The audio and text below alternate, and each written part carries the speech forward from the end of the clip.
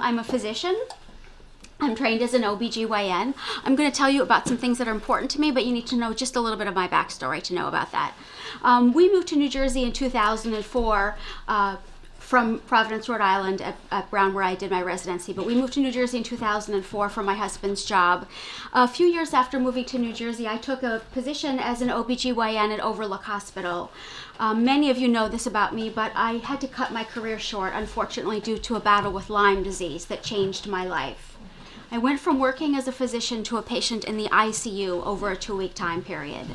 I spent an entire summer at home on a ventilator and in a wheelchair, all from Lyme disease. You can see that I am much better now, but I remember that at the time I was grateful that I had health insurance. When I came home from the hospital, my hospital stay, my best friend called me and said to me, do you need me to have a fundraiser for you? And I said, no worries. I have health insurance. I never had to worry that we would lose our home because we couldn't afford to pay for my medical bills. So for me as a physician and having had the experience as a patient, it has really solidified my position as an advocate for universal health care.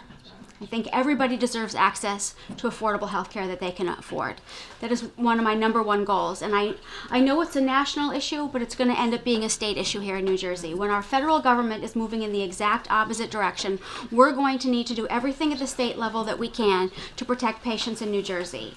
We can require insurance companies in New Jersey to cover patients with pre-existing conditions. We can require that insurance companies in New Jersey cover the essential health benefits as required by Obamacare. And we can also prevent insurance companies from selling these bare bones, meaningless policies that I'm hearing Trump and his associates talk about that are just really not good for Americans. I'm just going to say briefly, as an OBGYN, my second goal is obviously to fund women's health care, particularly women's access to birth control and family planning services.